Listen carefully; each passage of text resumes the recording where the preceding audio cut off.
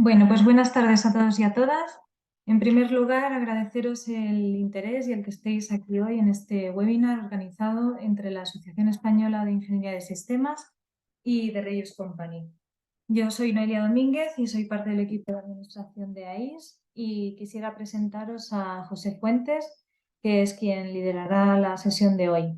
José es el director de operaciones comerciales de The Reus Company y además es el secretario de la Junta actual de AIS.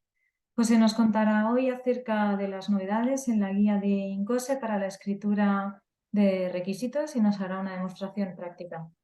Si durante el webinar tenéis alguna pregunta, escribidla por el chat y al final de la sesión se leerán y las contestará José. Esperamos que lo disfrutéis mucho. José, todo tuyo. Muchas gracias, Noelia, y bueno, y sobre todo gracias a la Asociación Española de Ingeniería de Sistemas por la oportunidad de volver otra vez a tratar este tema, bueno, que nos gusta, creo que a todos los que nos hemos inscrito para este webinar o para esta presentación. Recordad que tenemos un equipo de trabajo dentro de AEIS, tenemos un equipo de trabajo relacionado con requisitos que, bueno, pues esta es una más de las actividades que estamos llevando a cabo dentro de este equipo de trabajo. Nos gustaría llevar muchísimas más, pero también es cierto que necesitamos un poquito más de masa crítica. Por lo tanto, hacernos saber pues, a través del propio canal de AEIS, a través de su actual presidenta, de Anabel, o de quien es el presidente electo y comenzará su mandato dentro de un mes, Luis Andés, o a través de mí mismo, hacernos saber si estáis interesados en otro tipo de actividades, en colaborar vosotros mismos, si os gustaría disponer de otros recursos o, bueno, que podamos apoyar esta comunidad de ingenieros de requisitos dentro de AEIS o dentro de cualquier país hispanohablante. Si lo podemos apoyar de algún otro modo, pues estaremos encantados de poder colaborar. La presentación de hoy viene a ser un poquito el colofón, digamos, de tres que se llevaron a cabo pues alrededor del verano del año pasado, relacionadas con las guías y las publicaciones que el equipo de trabajo de requisitos a nivel INCOSE Central viene desarrollando desde los últimos años. Si recordáis, hubo tres presentaciones diferentes.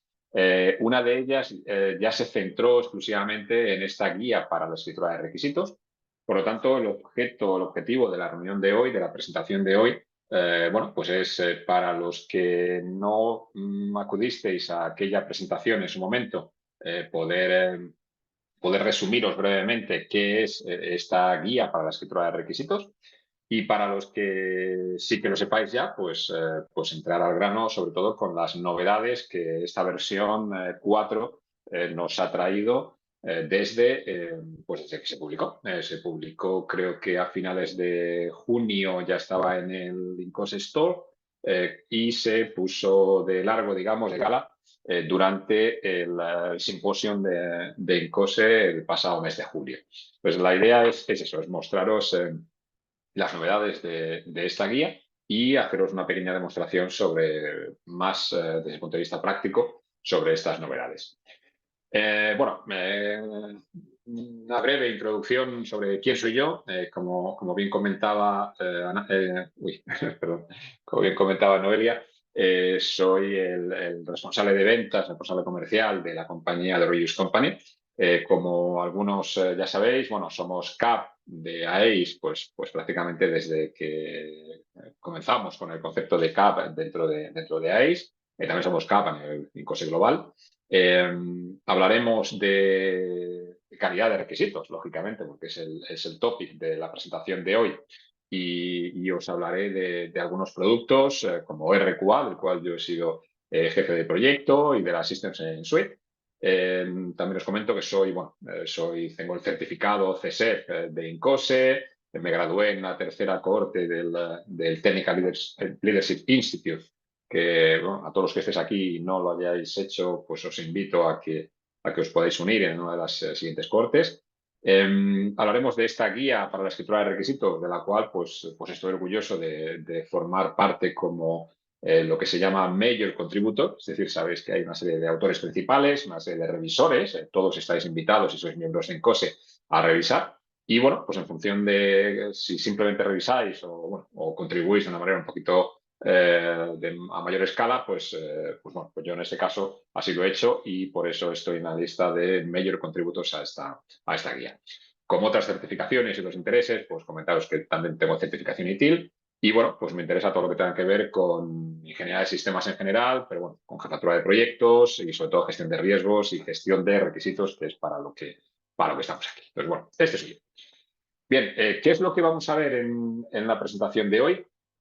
Bueno, os voy a hacer una pequeñísima introducción a qué es el Requirements Working Group a nivel de INCOSE y en cierta medida también a nivel de la Asociación Española de AIS.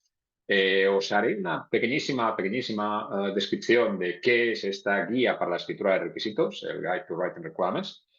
Como digo, va a ser relativamente breve porque me voy a centrar en las novedades. Como ya os comentaré, hubo en su día, hace un año, hubo una presentación en este mismo foro de AIS sobre qué es la guía, por lo tanto os pasaré el enlace para los que no hayáis visto esta presentación previa del año pasado, os pasaré el enlace para que podáis verlo y así que yo me pueda centrar de manera más exclusiva en lo que son las novedades que nos trae esta versión 4.0. Novedades, si me permitís que las pueda resumir brevemente, pues novedades en función de reglas. Sabéis que uno de los apartados más importantes de esta guía tiene que ver con características de calidad, pero sobre todo con reglas de calidad. Os hablaré de qué es una regla de calidad en la guía, pero sobre todo me centraré en las nuevas reglas o en las reglas que hayan tenido algún tipo de modificación en esta versión, algún tipo de modificación mayor, digamos, en esta versión 4.0. Hablaremos también del concepto de patrones, porque a mi modo de ver, pues una de las mayores contribuciones que ha habido también a este nivel, a este concepto de patrones, es que por primera vez la guía de INCOSE no solamente menciona reglas de manera explícita, con las 42 en esta versión, que algunos ya conoceréis, sino que también a nivel de patrones, ya desde hace algunas versiones se introdujo un apéndice que trata sobre este tema, que bueno, pues, yo estoy teniendo el placer de liderar, digamos, pero ya en esta versión hemos incluido un catálogo explícito de patrones. Por lo tanto, hablaremos de este concepto.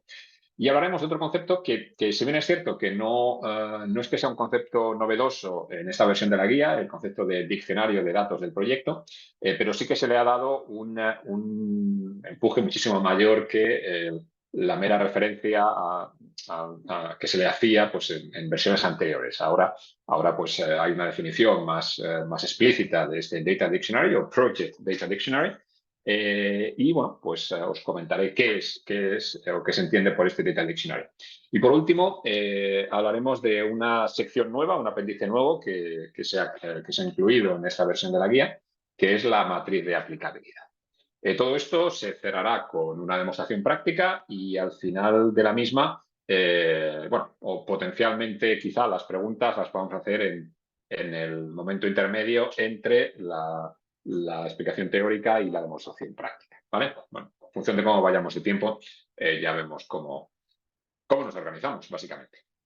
Entonces, bueno, pues por comenzar, os comentaba alrededor, bueno, lo que tiene que ver con INCOSE y con el capítulo, con el equipo de trabajo, mejor dicho, de requisitos, que algunos ya conocéis y algunos creo que ya sois miembros, cuyo propósito es el de avanzar el estado de las prácticas, la educación y la teoría sobre ingeniería de requisitos y su relación con otras funciones, otras disciplinas de la ingeniería de sistemas. Recordad que está 100% alineado, tanto el propósito como efectivamente también el objetivo de expandir y promover el cuerpo de conocimiento de la ingeniería de requisitos y los beneficios que con ello se acarrea a la comunidad de ingeniería de sistemas. Recordad que todo esto coincide, este propósito y esos objetivos coincide exactísimamente con AEIS y cuál es nuestro objetivo. Recordaos también la necesidad que estamos viendo de ganar esta masa crítica de hispanohablantes que estemos interesados por este concepto y cualquiera de vosotros que estéis interesado, queráis saber más o queráis, por supuesto, participar, no tenéis más que comentarlo, para pues, que podamos ampliar este alcance de actividades que estamos llevando a cabo, que de momento se está circunscribiendo a las 3 charlas que os comenté del año pasado, más esta cuarta charla, ¿vale? Entonces nos gustaría disponer de otros recursos o bien que vosotros mismos, si no os apetece o no podéis por el momento participar, al menos que podáis sugerirnos qué otros recursos pensáis que desde el capítulo español de INCOSE os pueden venir bien, ¿vale? José, perdona que te interrumpa, Sí, soy Ángel Casanova. sí, Sí, en relación a esto que haces mención, yo he intentado inscribirme en el Working Group desde el acceso de AEIS, ajá. pero bueno, no he recibido acuse de recibo, entonces bueno, aprovecho un poco pues para eso, confirmar mi intención de poder contribuir en ese Working Group. Entonces bueno, si Ajá, quieres genial. luego tranquilamente lo comentamos. Perfecto, pues si queréis, luego, como tenemos creo reservadas 2 horas y yo no creo que la charla me dé para 2 horas, si queréis lo tratamos luego. Además está aquí, yo soy secretario en AEIS y además también nos puede echar un cable Noelia. Pues si os parece,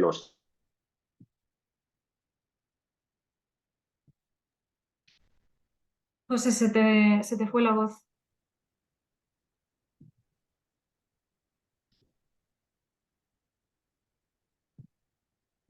No se ha ido la conexión. pues esto es como digo, INCOSE o sea, el Working Group de requisitos, mejor dicho, a nivel INCOSE. Y igualmente,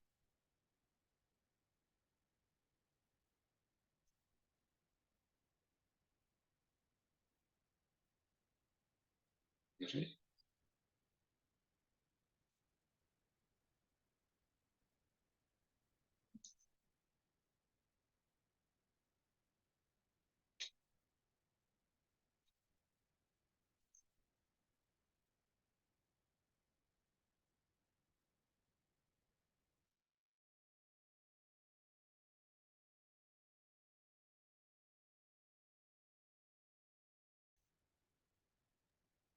Vale, darnos unos minutos, por favor, que José está teniendo problemas técnicos.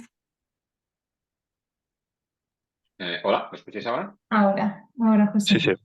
Oh, disculpad. Bueno, no sé dónde me he cortado. Os estaba contando una batalla tremenda y de repente me comenta Noelia que me he cortado. Además, no sé si sigo compartiendo o he dejado de compartir. Sí, sigues compartiendo. Ah, vale, genial. Vale, pues nada, problemitas con la internet. No sé qué le pasa al cable, pues ahora vamos por wifi. Espero que no haya problemas. Bien, entonces, Ángel, no sé hasta dónde se me ha escuchado y cuándo habéis dejado de escucharme, pero bueno, lo que os comentaba es que luego si quieres tramitamos esto al final, dejamos de grabar y como nos va a sobrar tiempo de las 2 horas que tenemos registradas, Ok. si queréis luego en un momentito lo tratamos, tanto para ti como para si hay otros interesados, pues también lo comentáis y como está aquí Noelia también que nos echa una mano, gestionamos un poquito este interés, ¿vale? Bien, pues nada, proseguimos. Bueno, os hablaba del capítulo o del Working Group de requisitos a nivel global. INCOSE pues está liderado ahora por Tammy Katz, de manera pues bastante brillante, lleva ya unos años con ello.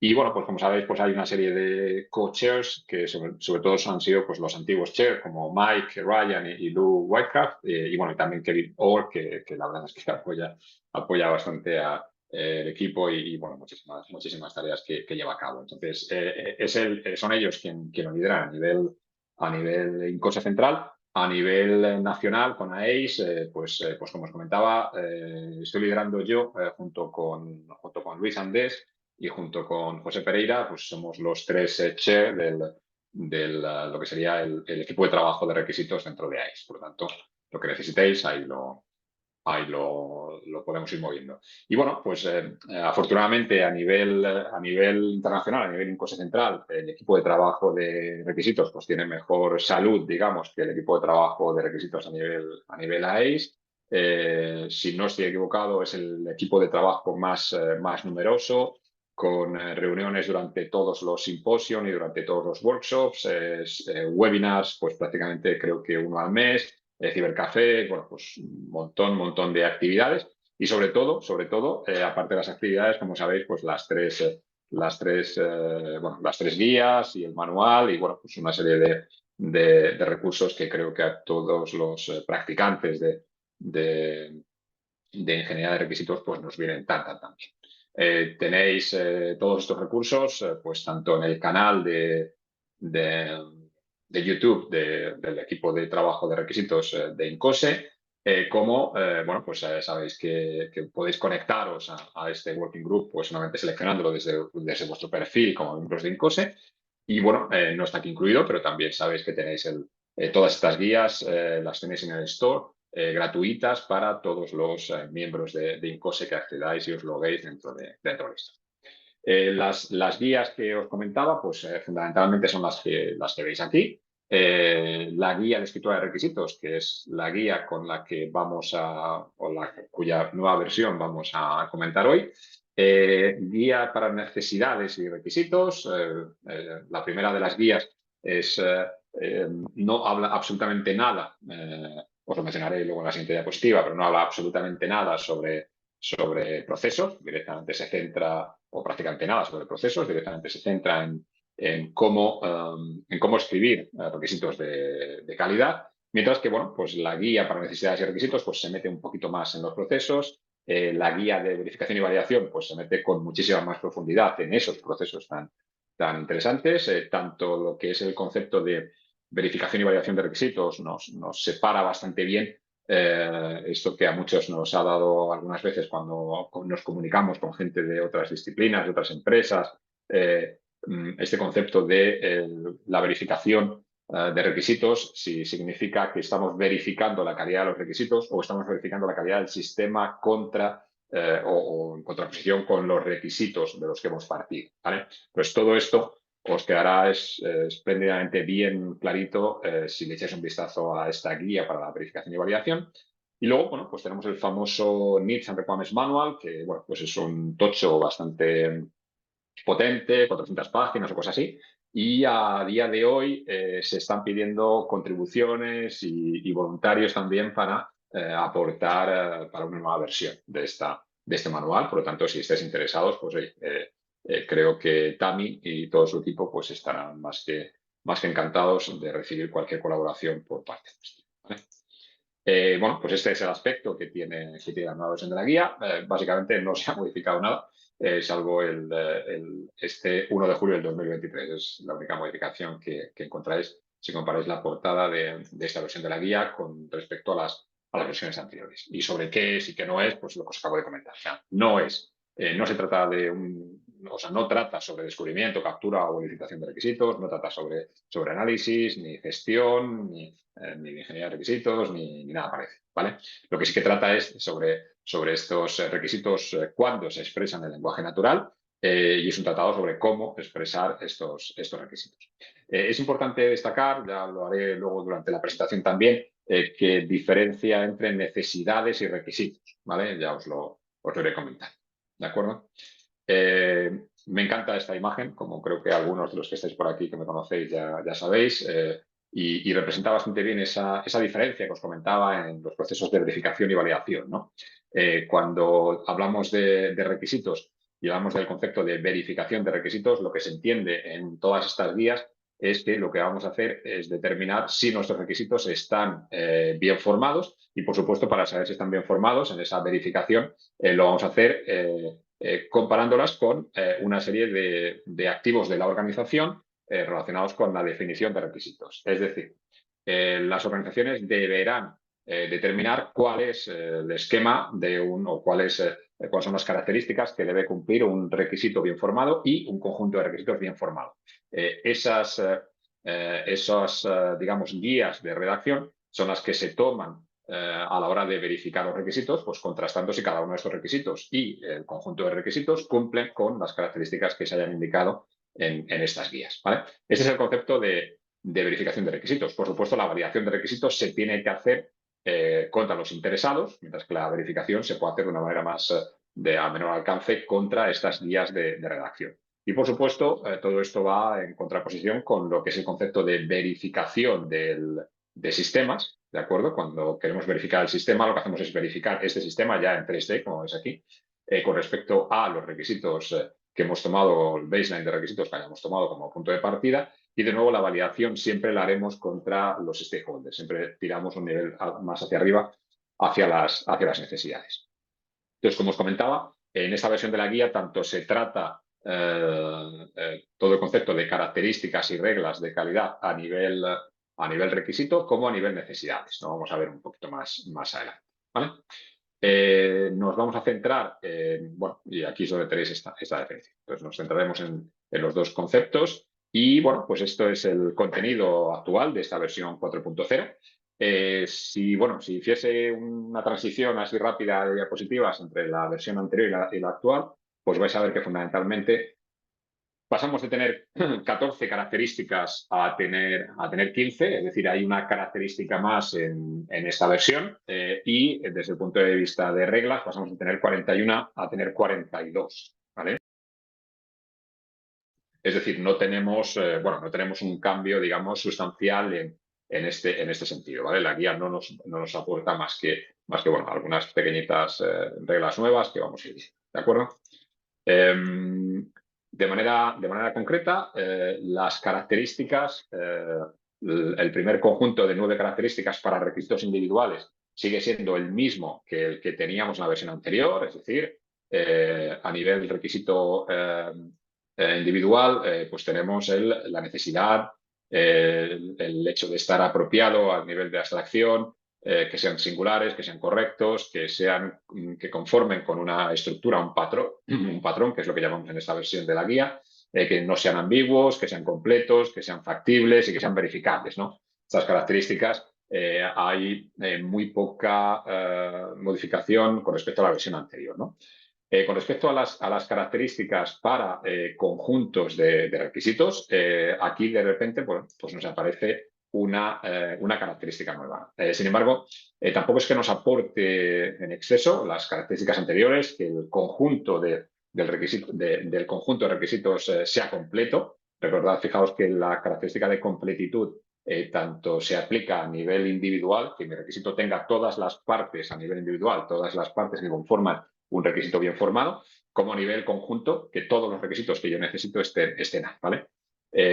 Por tanto, completitud aparece en los dos bloques, completitud, consistencia, feasibility a nivel global, también había feasibility a nivel individual, pero como conjunto es posible, como sabéis, que dos requisitos individualmente sean factibles, pero sobre todo cuando entramos en competición de recursos es posible que los dos a la vez no sean factibles. Por lo tanto, pues tiene que haber también ese feasibility a nivel individual y a nivel de conjunto, tiene que ser comprensible como conjunto, tenemos que ser capaces de poder validar este conjunto y aparece, pues como digo, esta característica nueva de correctitud, que bueno, que como digo, pues tampoco aplica o tampoco nos conlleva mucho más, pues porque lo que viene a decir esta característica a nivel conjunto es que cada uno de los requisitos individuales pues también tienen que tener ese nivel de digamos, de correctitud. ¿De acuerdo?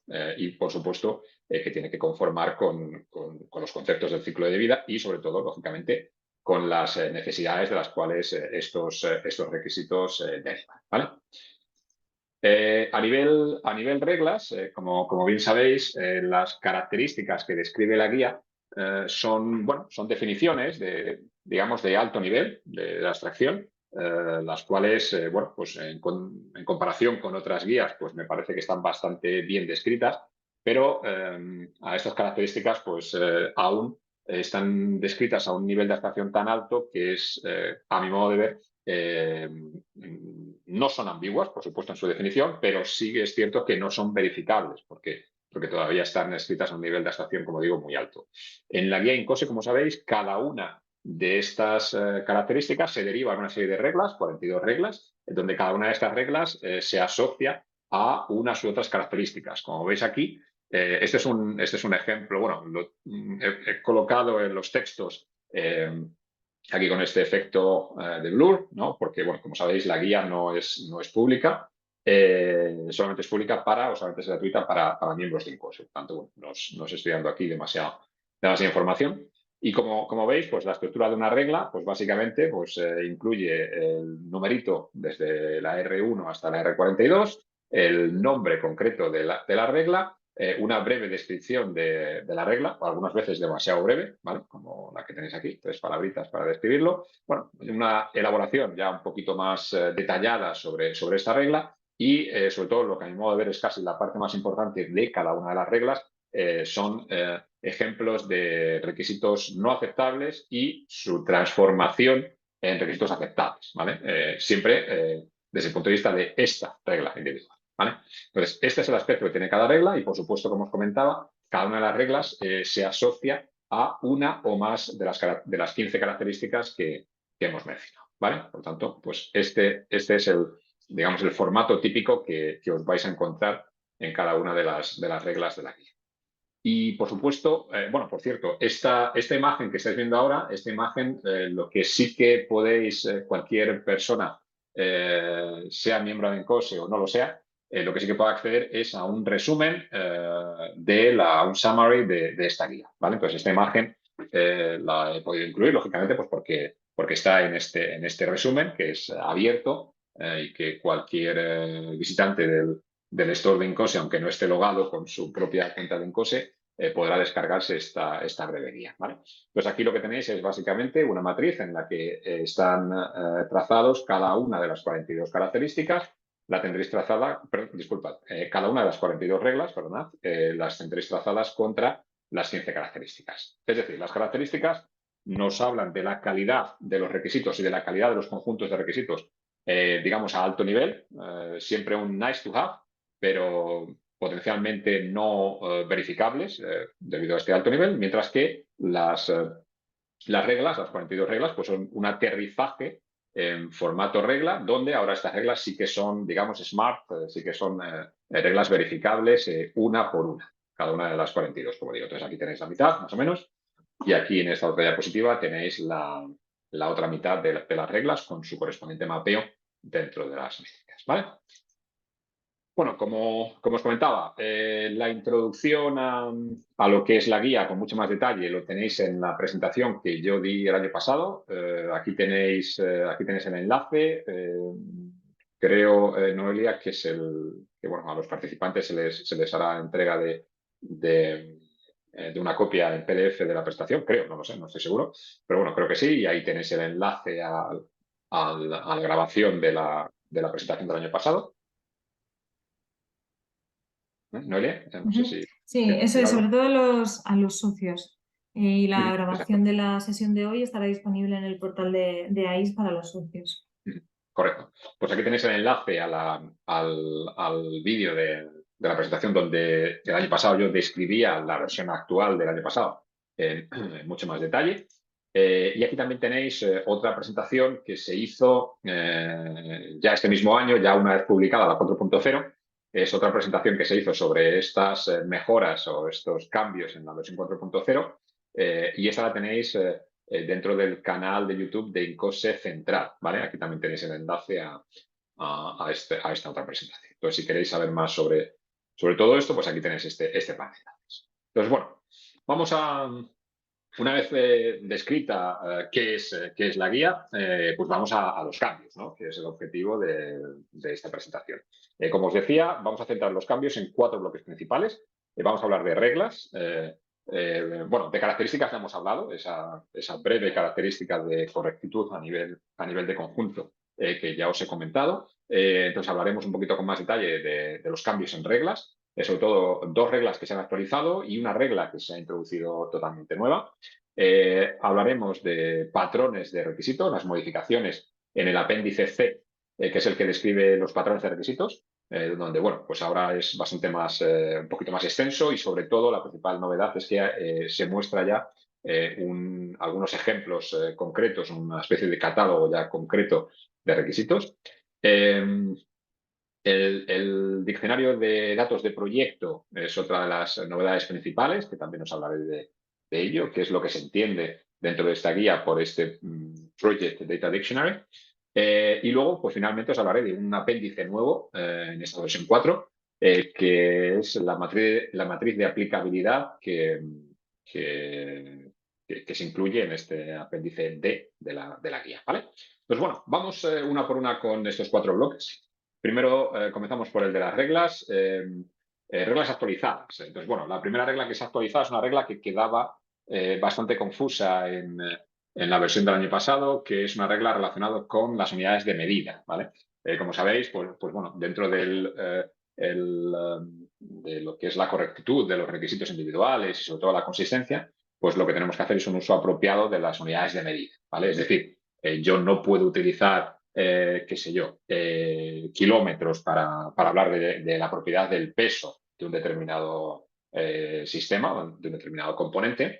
Yo creo que esa es clara. Ya teníamos otras indicaciones, como por ejemplo la de no mezclar, digamos, sistemas de medida, es decir, no mezclar requisitos o unidades que estén expresadas en sistema métrico con sistema imperial para evitar conflictos y bueno, y sobre todo evitar lo que yo creo que todos los que estéis aquí, o casi todos, pues conocéis de algunos casos curiosos y tristes, ¿no? De problemas en ciertos proyectos derivados por algo tan, digamos, tan básico, ¿no? como una mezcla de diferentes sistemas de medida, ¿vale? Entonces, bueno, aparte de todo eso, lo que se incluye en esta versión de la guía es otra sutileza un poquito, bueno, es bastante más sutil en este caso, ¿vale? Y lo que se centra es intentar que la misma propiedad siempre sea medida con la misma unidad. Es decir, lógicamente, litros y decilitros, como va a ser el ejemplo que vais a ver aquí a continuación, litros y decilitros, las dos pertenecen al sistema métrico. En función de las reglas que anteriormente os he comentado, de no mezclar diferentes sistemas, aparentemente no debería haber ningún problema. Pero si hablamos de una misma propiedad para un mismo componente, el hecho de poder estar mezclando diferentes múltiplos de la misma unidad, litros, decilitros, mililitros, al final, con lecturas rápidas, digamos, puede dar lugar a malas interpretaciones, ¿de acuerdo? Por lo tanto, a donde va una regla como esta es intentar, por cada una de estas propiedades, guardar una especie de tripleta entre lo que sería el componente, en este caso sería el fuel system, en este ejemplo, la propiedad, que en este caso estaremos hablando del volumen, el volumen del componente sería el fuel tank, la propiedad sería el volumen, y la unidad de medida en este caso serían los litros, ¿vale? Entonces, como digo, hablar de decilitros no incumpliría esta famosa regla que muchas veces seguro que habéis escuchado de no mezclar los diferentes sistemas de medida, pero sin embargo, cuando aparecen muchos cambios de unidad, muchos múltiplos de la misma unidad, aunque estemos dentro del sistema decimal, es posible que demos lugar a malos entendidos, ¿vale? Por lo tanto, en base a esto, si nos centramos en estos 4 requisitos, podemos decir que el requisito número 3 es consistente, por ejemplo, con el requisito número 1, ¿de acuerdo? Porque habla del volumen del fuel tank y lo expresa en litros, ¿vale? Por lo tanto, es consistente. El requisito 4 no entra en comparación de consistencia con los anteriores, puesto que habla de un sistema diferente, habla del cooling system, y no del fuel tank como en los anteriores.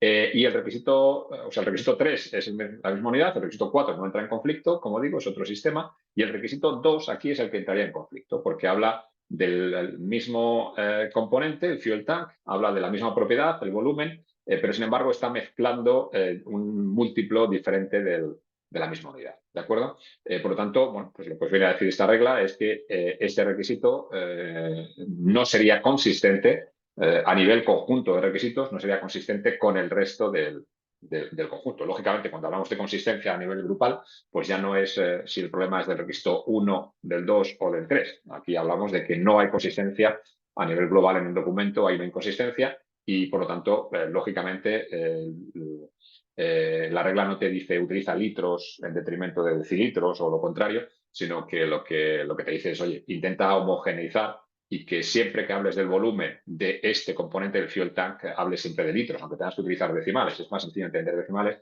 en un número, siempre y cuando mantengas la unidad, que el hecho de ir intercambiando en diferentes requisitos con diferentes múltiplos de la misma unidad. Entonces, bueno, esta es la modificación, la ampliación, la mejora, digamos, que se ha hecho para este requisito en esta versión de la guía. Disculpad, para esta regla en esta versión de la guía. Otra regla actualizada es la de la tolerancia, ¿vale? Es decir, nosotros en las versiones anteriores ya hablábamos de que un punto importante a la hora de escribir requisitos es el hecho de que puedan ser verificados. Cuando yo hablo de, por ejemplo, el peso no sé, el peso de una antena, oye, el peso de la antena debe ser 200 gramos. Si lo dejo así, tal cual, como requisito de sistema, simplemente indico que el peso de la antena debe ser 200 gramos, realmente va a ser muy, muy, muy difícil poder verificar que el peso de la antena sea 200 gramos exactos. Si no hablamos de un sistema de tolerancias, digamos, ¿no? En el cual pues, podamos decir 200 gramos arriba abajo, ¿cuánto es ese arriba abajo? Para poder verificar el requisito no me vale con el arriba abajo o no me vale con el aproximadamente. Como sabéis, nada de esto nos vale o es apropiado para un requisito. Por lo tanto, necesitamos de manera explícita hablar de tolerancias. Ya en versiones anteriores se hablaba de tolerancias. Lo que se incluye en esta versión fundamentalmente es que se habla del formato de estas tolerancias, ¿vale? Es decir, las tolerancias puedan estar expresadas como esta que veis aquí, 30 kilos más o menos 2 kilos, o como esta que veis aquí, 60 libras más o menos 5%. Lo que os viene a decir la guía es sobre todo que utilicéis o tengáis en consideración estas tolerancias, pero sobre todo también que estas tolerancias utilicéis digamos, unos formatos para escribirlas que sean apropiadas, ¿no? Pues si veis todos estos requisitos que veis por aquí, pues bueno, la idea, la guía no os fuerza a que se utilice este esquema, numerito con unidades más menos numerito con unidades, o que se utilice este otro de aquí. Lo que sí que os dice la guía es que intentéis ser consistentes en cuál es la manera en la cual os escribís. Si tenéis el 99% de vuestros requisitos con tolerancia con un formato como este requisito número 5 y de repente leéis algo así en el último de vuestros requisitos, leéis un 5%, es posible que después de haber leído muchos en los que pone 30 kilos más menos 2, más menos 2 kilos, disculpad, pues si veis algo como 60 más menos 5, penséis que estamos hablando de más menos 5 kilos, mientras que estamos hablando de más menos 5%. Entonces, lógicamente, como digo, la guía no os dice escribe así o así o así, ¿vale? Que es otro posible formato, pero sí que la guía nos incita a que intentemos escribir de una manera homogénea todas estas tolerancias, que ciertos formatos tipo este que yo me he encontrado en algún documento, incluso en algún documento, en alguna versión antigua de las guías de INCOSE, me he encontrado formatos como este que a mi modo de ver se me antojan bastante relativamente complicados, más 0 barra menos 0,5 kilos, se me antoja relativamente complicado de entender, ¿no? Por lo tanto, estructuras como esta, intentar evitarlas, estructuras como las anteriores, intentar seguirlas de una manera homogénea, cualquiera de las tres podría ser totalmente válida, por supuesto, pero intentad seguir una de manera homogénea. Y luego este último requisito de aquí abajo os lo he marcado con esta X roja, ¿no? Indicando baja calidad, simplemente porque a mi modo de ver, pues las tolerancias también tienen que estar, digamos, limitadas en cierta medida. Es decir, una tolerancia que representa, digamos, un valor ínfimo sobre el nominal, pues es prácticamente como no tener tolerancia. Decir 20 o 200 gramos, pues decía antes, es decir, 200 gramos, exactamente 200 gramos, o decir 200 gramos más menos 0,001%, quizá en algunos dominios pueda marcar la diferencia una sutileza como esa, más o menos 1 miligramo, digamos, pero en otros dominios, pues realmente, pues prácticamente decir 200 gramos más o menos 1 miligramo es prácticamente como no tener tolerancia. Por lo tanto, si la tolerancia es muy baja, pero lo mismo, si la tolerancia es muy alta, excesivamente alta, es absurdo decir 60 libras más menos 75%. Parece que esa cantidad no está bien afinada, ¿no? Entonces, bueno, pues esta versión de la guía, las novedades que impone son estas, ¿no? Hablar de la estructura de las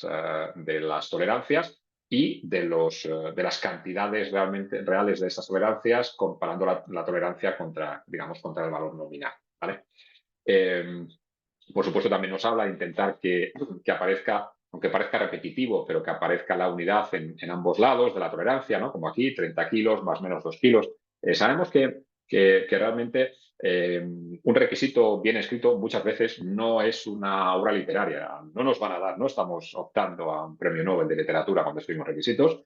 Más bien, como yo digo siempre, intentamos que los requisitos sean aburridos porque siguen siempre una estructura muy homogénea, porque repiten el sujeto, lo repiten incluso n veces dentro del requisito si es necesario, y con eso evitar pronombres o frases impersonales, etcétera, para intentar evitar ambigüedad, ¿no? Pues como digo, algunos podéis pensar, joder, pero es que si repito el kilos 2 veces, pero a mi modo de ver, más vale pecar por exceso que pecar por defecto. Por lo tanto, yo, al menos yo en mis documentos sí que lo hago, y es la idea que aparece en la guía, ¿no?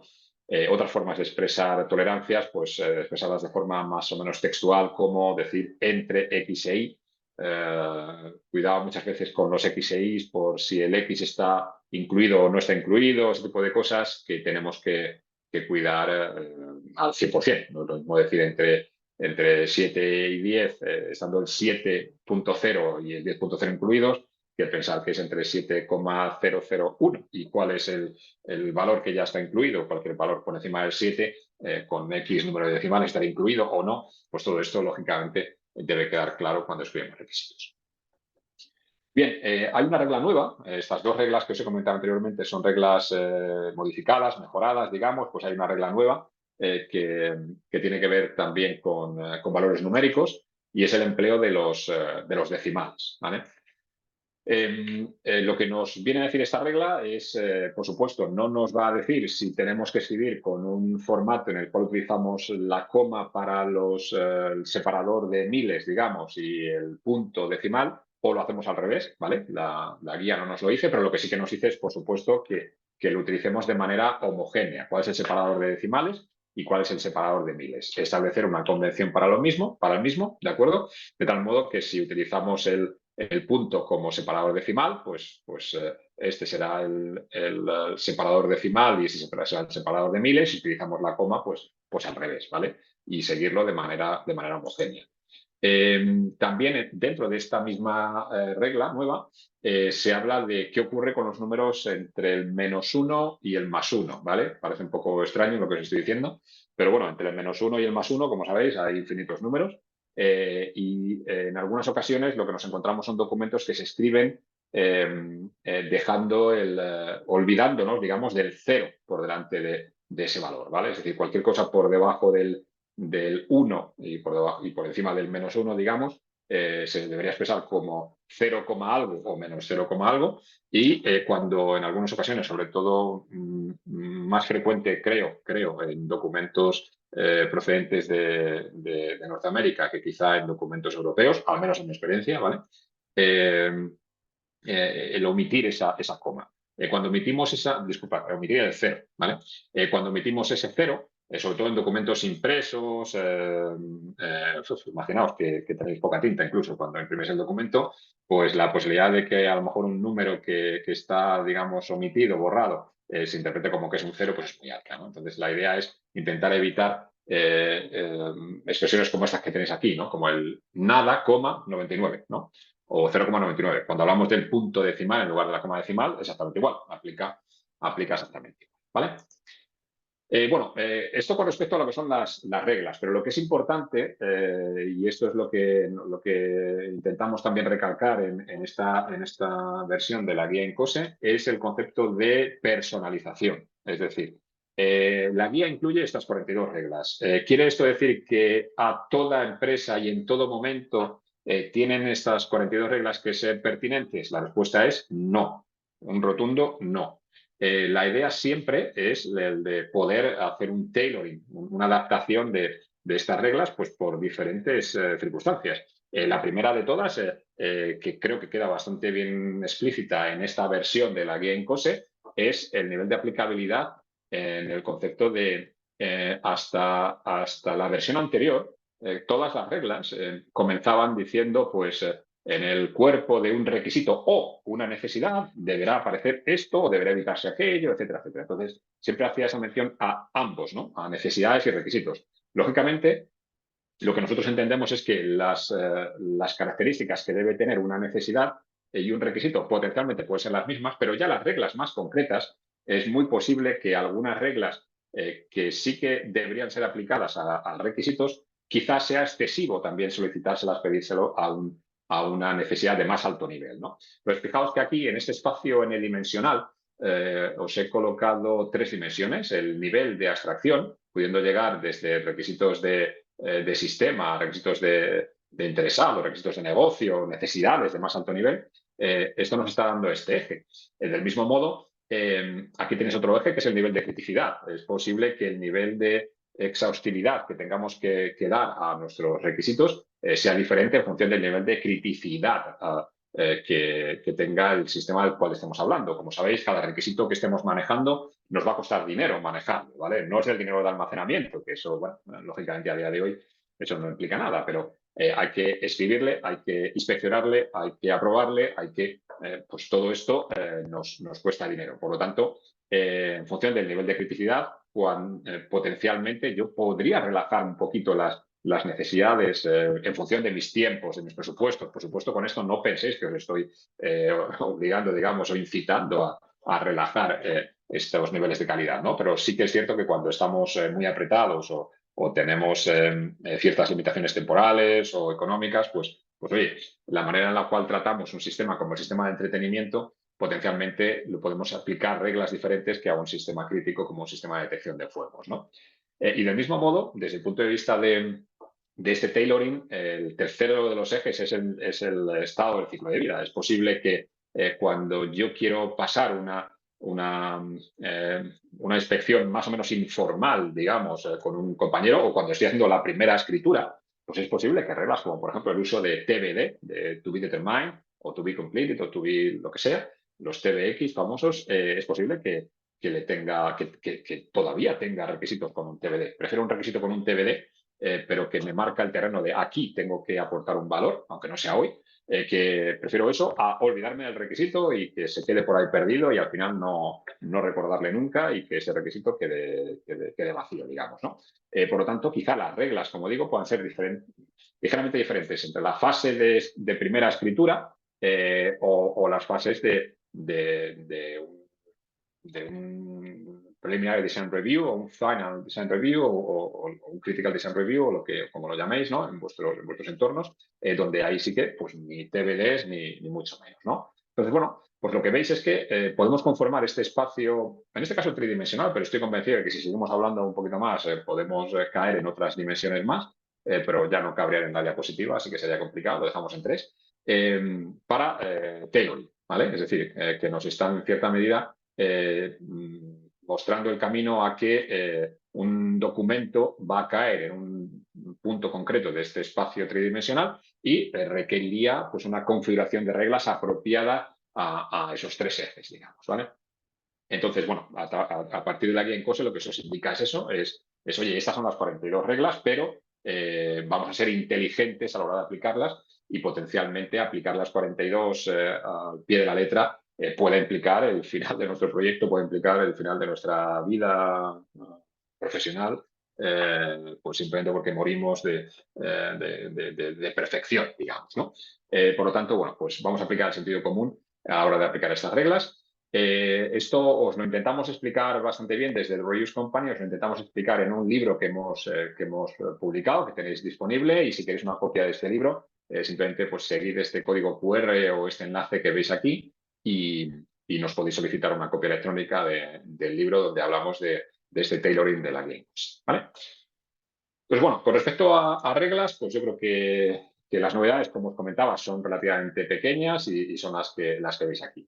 El siguiente bloque donde hay cambios significativos es en el bloque de patrones. No tanto en la definición del concepto de qué es un patrón, porque un patrón no deja de ser pues, una representación de la estructura que todo requisito bien formado debería seguir. Y por supuesto, cuando hablamos de patrón, no hablamos de un patrón, ¿vale? Casi siempre, pues por ejemplo, cuando veis la 29148 o algunos otros estándares relacionados con requisitos, pues vais a ver una estructura de patrón pues muy parecida a esa que veis ahí tan colorida. ¿vale? Pero lógicamente diferentes tipos de requisitos podrían tener diferentes patrones asociados y potencialmente diferentes dominios pues también podrían tener diferentes patrones asociados, ¿no? Pero a fin de cuentas, un patrón no es ni más ni menos que una secuencia, digamos, de bloques, ¿no? Lo podéis llamar slots o placeholders o restricciones o lo que sea, una secuencia digamos, de bloques.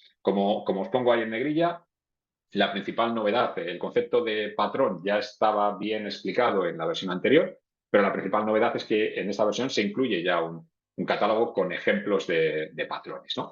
Las principales ventajas que nos aporta el empleo de patrones cuando escribimos requisitos es, por un lado, que reducen falsos positivos en otras métricas, ¿vale? Por ejemplo, bueno, pues conocéis todos la famosa regla, la famosa métrica de evitar la voz pasiva. El modo de ver la voz pasiva en sí, digamos, ojo, ahora ya os hablo un poquito como yo, opinión personal, José, para mí no es que sea problemático por ser voz pasiva en sí, sino que la voz pasiva es proclive a que se omita el sujeto activo que lleva a cabo la acción. Y para mí un requisito siempre tiene que tener un sujeto claro, ¿vale? Si utilizo la voz pasiva y no incluye un sujeto claro, pues lógicamente para mí ese requisito no es un requisito completo. El componente que va a llevar a cabo una determinada funcionalidad, para mí, o al que se le va a exigir una determinada capacidad, para mí es obligatorio en todo requisito. Por lo tanto, si utilizo voz pasiva y con ello omito el sujeto, ese requisito para mí, como digo, no es completo. Sin embargo, la voz pasiva, o sea, si yo digo, pues, por ejemplo, pues no sé, me invento un requisito, por ejemplo, pues cuando el coche está detenido y el conductor introduce la llave, que sé yo, algo así, ya solamente el simple concepto de decir cuando el coche está detenido, es decir, el estado, ya estamos nombrando una voz pasiva, ¿vale? Porque estar detenido para mí es voz pasiva. Por lo tanto, pero sin embargo, para mí, esta voz pasiva en la condición, para mí no es para nada perjudicial. No es problemática la voz pasiva en la condición. Para mí es problemática la voz pasiva en el cuerpo principal de la acción principal del requisito, ¿vale? Sin embargo, no en la condición. Entonces, ¿de qué nos vale estos patrones? Pues, por ejemplo, para poder, sabiendo, por ejemplo, que encontramos una voz pasiva, pero sabiendo que la encontramos en la condición, volviendo atrás a esta diapositiva, pues poder pensar que esto no es problemático, mientras que la voz pasiva en la acción sí podría ser potencialmente problemático. Los patrones ayudan a los autores a escribir mejores requisitos siguiendo esta estructura, ayudando a seguir esta estructura. Ya hablaremos de herramientas un poquito más adelante.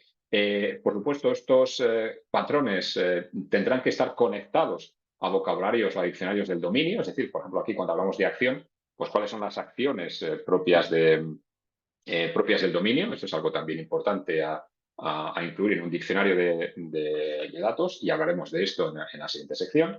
Generar requisitos más concisos, más atómicos, más fáciles de leer, un poquito más aburridos, como os decía antes, porque si yo hago que muchos de mis requisitos siempre sigan la misma estructura, pues va a ser un poquito aburrido de leer. Pero, como digo, fácil de entender y no va a dar lugar a equívocos, ¿no? Facilita el seguir la misma estructura, requisitos del mismo tipo con misma estructura, facilita la clasificación de requisitos, facilita medir la completitud de requisitos, facilita buscar duplicados y, bueno, pues permite, de una manera un poquito más avanzada, pues permite, por ejemplo, la generación de modelos desde requisitos o viceversa, permite la sugerencia automática de trazas entre diferentes niveles de requisitos, permite la extracción automática de propiedades dentro de los requisitos, ¿no? Si yo escribo o con un patrón diferente al que hemos visto antes, pero un patrón como este, ¿no? La propiedad de un sistema, ¿no? Digamos, el peso de la antena, que os decía antes, pues deberá ser menor que 200 gramos, ¿no? Pues facilita que cualquier sistema informático que intente analizar este texto, pues sea capaz de una manera muy sencilla de extraer este valor y, bueno, pues luego compararlo, por ejemplo, compararlo con la información que tengo de esta propiedad en el modelo para ver si es consistente con los modelos o no. Es decir, que el empleo de patrones facilita todo lo que la inteligencia artificial, el procesamiento del lenguaje natural os pueda dar, pero sobre todo ayuda al usuario que está escribiendo a seguirlos de una manera bastante sencilla, ¿no?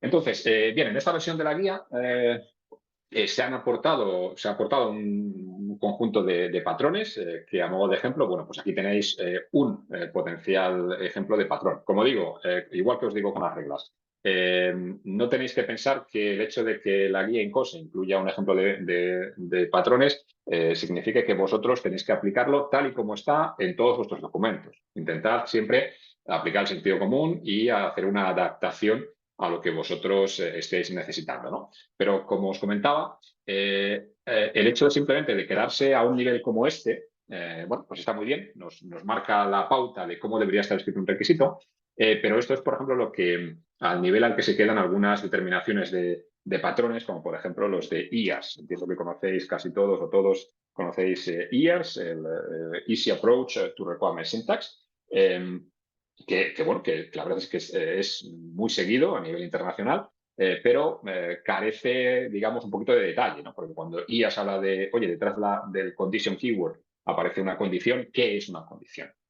Lo que hemos intentado hacer en esta versión de la guía es daros ese siguiente nivel de detalle, es decir, cómo expreso condiciones. Lógicamente hay muchos tipos de condiciones, ¿no? Pero fijaos que en cada uno de los diferentes bloques que tenéis en la diapositiva anterior, pues ahora aparece una serie de posibilidades, ¿no? Es decir, cuando hablo del condition keyword, pues oye, ¿qué condiciones tengo? Los que sepáis, los que hayáis leído algo de IAS, pues que bueno, que en cierta medida nos da una ligera inspiración para lo que se ha hecho aquí, pues sabéis que tenéis aparte del ubiquitous requirement, pues luego tenéis requisitos que comienzan por when, por where, por while y por if, en función del tipo de requisito que tengáis, ¿no? Cuando hablamos del sujeto, pues podemos estar mencionando un agente, una entidad, un stakeholder, bueno, pues en función del nivel de abstracción también, ¿no? Y cuando hablamos de la condición, pues fijaos, pues al menos en esta versión de la guía os están dando hasta 9 posibilidades diferentes de condición. Y así con todo lo demás, ¿de acuerdo? De tal manera que un requisito como este que veis aquí abajo, la idea es que seamos capaces de determinar si conforma o no conforma con el patrón que tenéis ahí arriba, ¿no? While the system is available, the user shall enter the information data as defined in the user manual, bla, bla, bla, within 5 seconds from no sé qué, lo que sea, ¿vale? No cabía más en la diapositiva. Entonces, para mí, pues esa estructura de requisito conforma plenamente con lo que veis aquí. Si queremos un poquito más de detalle, un poquito más de ayuda, pues lo que os comentaba, pues por ejemplo una condición, en esta versión de la guía se han establecido 8 tipos, bueno, 8 más la libre, digamos, 8 más 1, tipos de condiciones. ¿Eso significa que ya no hay más? Pues no, ni muchísimo menos. Significa que vosotros mismos podréis determinar cualquier otra, ¿vale? Pero al menos, bueno, pues con esto vemos que requisitos como estos que veis aquí, when the control system or while the control system is in ready mode, o when the control system is initialized, or when the temperature of the sensor reaches 90 Celsius, or when the temperature warrior, que es el nombre de un sistema, is switched off by the user, o when the enemy launches an attack. Pues bueno, diferentes tipos de condiciones. Cada una de estos tipos de condiciones está conformando con uno de estos 8 diferentes condiciones que veis aquí. Entonces, la idea de esta versión de la guía es que más allá de quedarse solamente con ese primer nivel de definición de patrón con los grandes bloques, digamos, es que se mete en otro segundo nivel donde empieza a bajar ya mucho más el nivel de detalle para servir de mayor ayuda a la persona que está escribiendo los requisitos, ¿no? Y la parte curiosa, digamos, es que fijaos que aquí hay algunos elementos que son, digamos, fijos, ¿no? Is included, o qué sé yo, o no sé si hay alguna más por ahí, ¿no? O is in, ¿vale? O of the, o reaches, pues todo eso son fijos, digamos, en el patrón. Pero hay otros muchos elementos como agente, acción, entidad, entidad por muchos lados, agentes por muchos lados y entidades por muchos lados, ¿no? Fijaos cómo todos estos nombres que aparecen con esas comillas angulares, ¿no? Realmente nos están haciendo referencia a que ahí debe haber un nombre de algo de mi sistema, ¿vale? Ese nombre nos lleva a pensar en ese diccionario de datos de proyecto que os comentaba anteriormente, ¿no? Pues bueno, aquí tenéis una taxonomía de las diferentes, estas cositas, como digo, con angulitos que veis aquí, con corcheta angular. Pues bueno, aquí tenéis una taxonomía que también se incluye en la versión de la guía.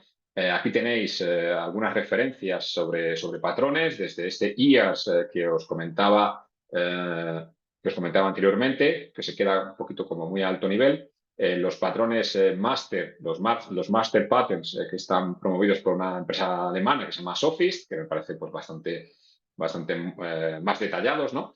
Un catálogo, no sé si está demasiado actualizado, creo que está un poquito ya obsoleto, pero bueno, lo destaco aquí pues porque bueno, es español, ya que estamos hablando de AIS, pues bueno, esto se ha hecho en la Politécnica de Cataluña.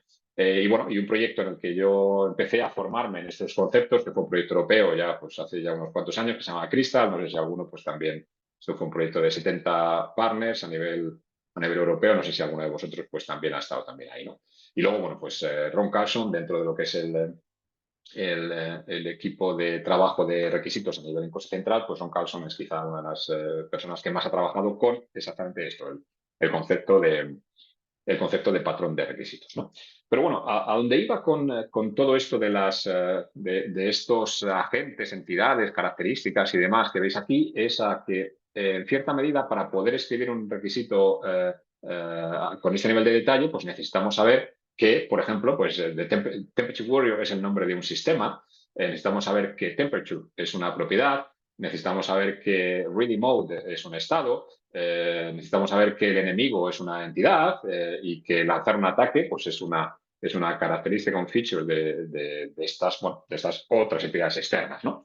Entonces, todo esto, a fin de cuentas, nos implica disponer de un diccionario de datos del proyecto, que, como digo, es algo que ya estaba enunciado, digamos, en las versiones anteriores de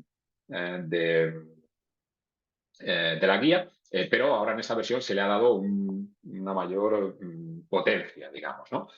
Porque para la guía un diccionario es mucho más allá que un diccionario como los que llevábamos en las mochilas cuando íbamos al colegio, si os acordáis, pues un diccionario es mucho más que una palabrita y su correspondiente definición. Un diccionario puede ser eso, términos con sus definiciones, pero también puede ser acrónimos, también podemos incluir sinónimos también, que nos van a servir para esta desambiguación, pero sobre todo relacionar los conceptos. Los conceptos tienen que estar clasificados, ¿vale? Os comentaba aquí, pues que aquí tenemos algunos nombres de sistemas, ¿no? El control system es un nombre de un sistema, tendrá que estar en el diccionario, pero tendrá que estar en la categoría de sistemas o subsistemas, ¿vale? Temperatura tendrá que estar en el diccionario, pero tendrá que estar en la categoría de propiedades, mientras que sensor tendrá que estar en la categoría de componentes, ¿vale? Los modos, los estados, cada elemento del diccionario, lógicamente, tendrá que estar clasificado y tendrá que estar relacionado potencialmente con otros, ¿no? Dentro del diccionario. Lo interesante de un diccionario es que se desarrolle en paralelo con el desarrollo de los requisitos para este propio proyecto. Por lo tanto, en cierta medida, sobre todo cuando empecemos a hablar de herramientas, necesitamos promover una especie de desarrollo colaborativo de estos diccionarios, ¿vale? A nuestro modo de ver, pues este es el aspecto que marca la diferencia, que las herramientas apoyen a esa evolución dinámica de los diccionarios, ¿no?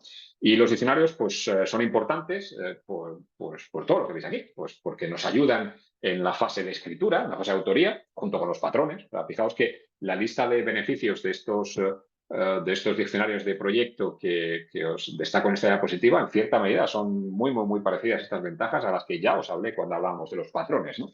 Nos apoyan, como digo, en esta fase de autoría, nos permiten garantizar la consistencia, al menos consistencia en el nombrado de los requisitos, permiten también chequear la consistencia entre requisitos y modelos. Si a un elemento en un modelo le llamo X y en mi documento de requisitos textuales lo llamo X', pues va a ser complicado que podamos garantizar o chequear mínimamente la consistencia. Permite analizar, igual, bueno, de la misma manera que la consistencia, pues la completitud, sobre todo comparando requisitos y modelos.